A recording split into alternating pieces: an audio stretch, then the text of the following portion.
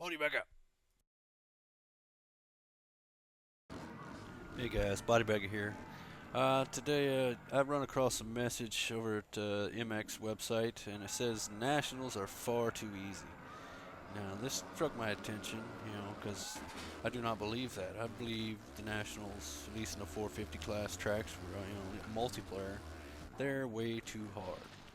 This guy must be winning in multiplayer, quite a bit, and that's why he's saying they're too easy.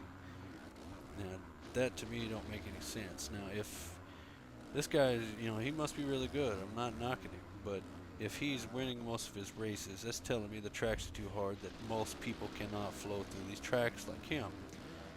Hence, not making a competitive race out of it. If the tracks were a little easier, the races would be a little closer, be more competitive, and it'd be up to the players to, scrub some time off here, scrub it there. They'll have to find the spots. It's not about the players competing against the track. It's players competing against each other.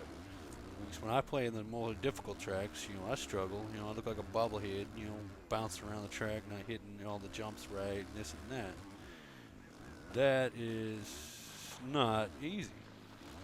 I give it to the guys that can flow through the tracks. Much respect. But what I've noticed, even like on the James Stewart's, national track, it's people vote that every time. But even the first place guy, there's a couple jumps he donks on every time. I've, players can't flow through that track and hit it, 90% of the time. They can't. You at least expect them to be able to perform the track up to par. But no, you got, at least when I play that track, the guy's got like a 40-second lead on me, which it happens. But as a game, is it conducive of good gameplay? No, that's not what we want. We want a good competitive race where, I scrubbed off some time because I did this or I did that, not because I couldn't make all the triples or the big jumps or, this and that. So basically what I'm saying is the tracks are far too hard.